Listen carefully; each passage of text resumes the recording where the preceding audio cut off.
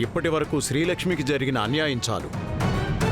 ఇక మీదట శ్రీలక్ష్మికి చిన్న ఇబ్బంది కూడా కలగకూడదు.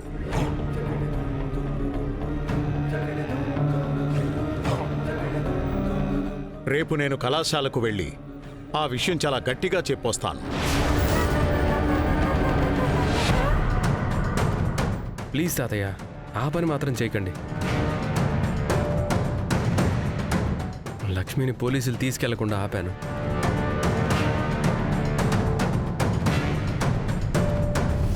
అసలు నిందితులు ఎవరో కనిపెట్టాను కదా. లక్ష్మి వాళ్ళని క్షమించి వదిలేసింది. ఇంకా నేనేం చేయగలను? పోలీసులు శ్రీలక్ష్మిని తీసుకెళ్లకుండా ఆపడం పెద్ద విషయమేం కాదు మధుసూదన్. శ్రీలక్ష్మిని పోలీసులు అరెస్టు చేయకుండా ఆపుండాలి.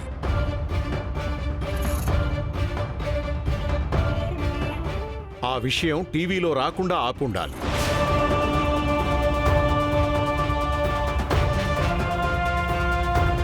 అలా చేసుంటే నా మనవడిగా శ్రీలక్ష్మి భర్తగా నువ్వు గెలిచినట్టు.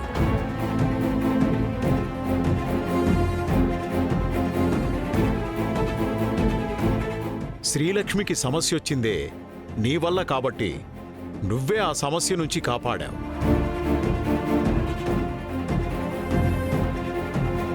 అసలు సమస్య రాకుండా చూసుకోవడమే మగాడి బాధ్యత, మొగుడి బాధ్యత.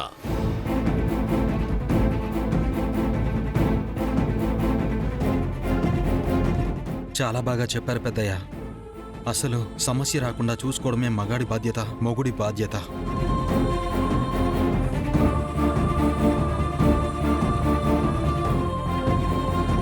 ఈ మాట నాలాంటి మగాళ్ళందరికీ, మొగుళ్ళందరికీ కూడా వర్తిస్తుంది పెద్దయ్య.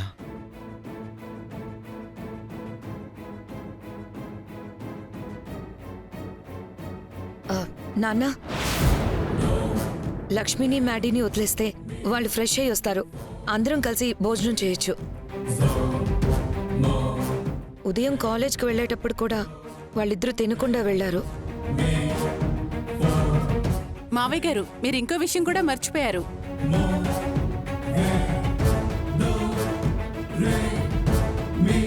అదే మావయ్య గారు, మన సింధూజాక్షిని చెకప్ కోసం హాస్పిటల్కి తీసుకెళ్దాం అనుకున్నాం కదా.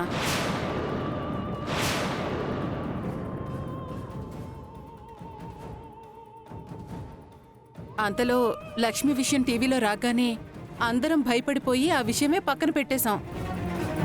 ఈ పిన్ను గుర్తి తాతయ్య మర్చిపోయిన విషయాన్ని మళ్ళీ గుర్తు చేసింది. ఈరోజు ఎలాగూ సమయం మించిపోయింది కాబట్టి రేపు తీసుకెళ్దాం అనుకున్నాను, అంతే. ఓ,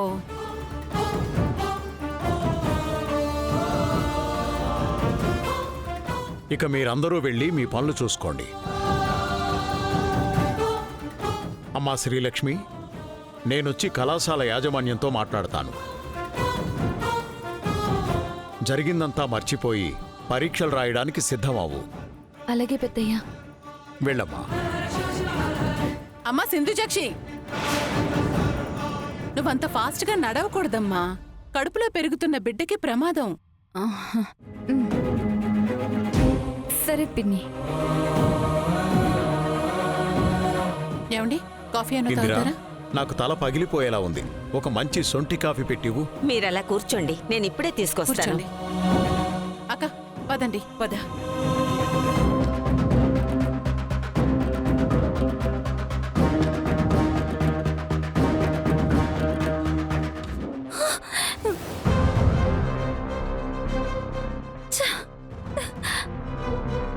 అసలు నా గురించి నువ్వేమనుకుంటున్నావు? నేను చాలానే అనుకుంటున్నాను, ఓహో. కానీ అవేవి జరగవు కదా సింధుజాక్షి గారు.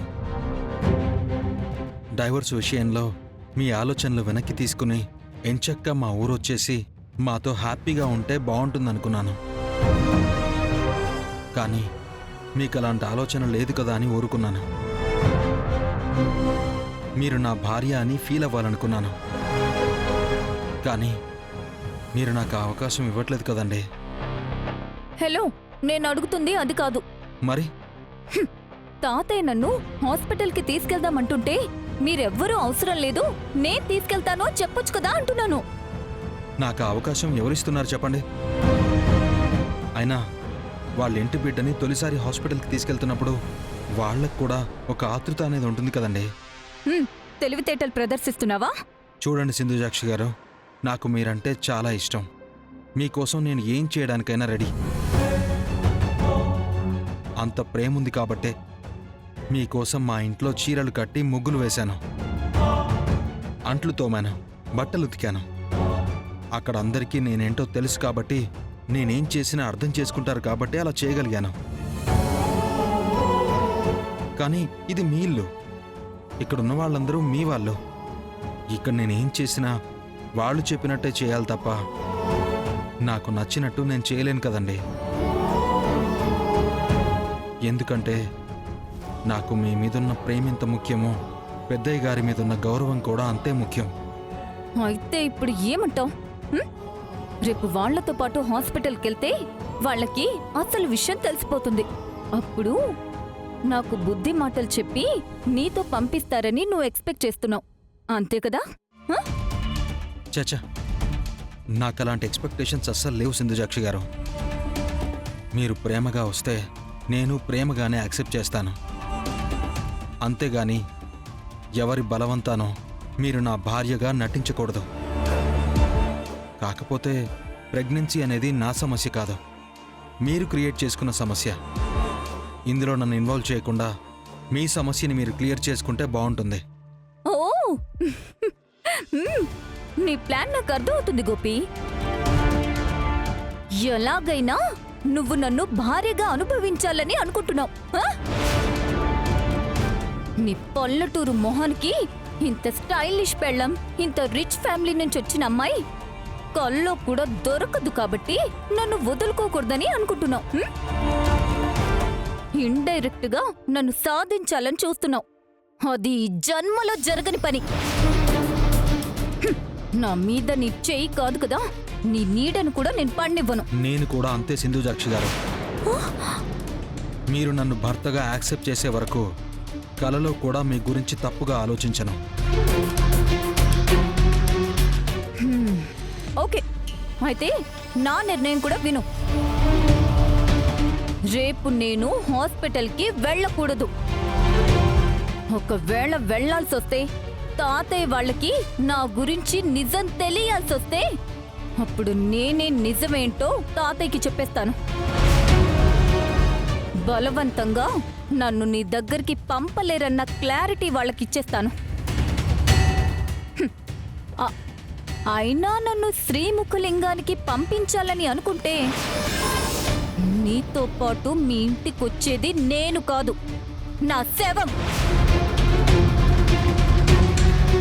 అయినా నన్ను అర్థం చేసుకోలేని వాళ్ళ మధ్యలో బతకడం కంటే చచ్చిపోవడం మేలు, చచ్చిపోవడం మేలు.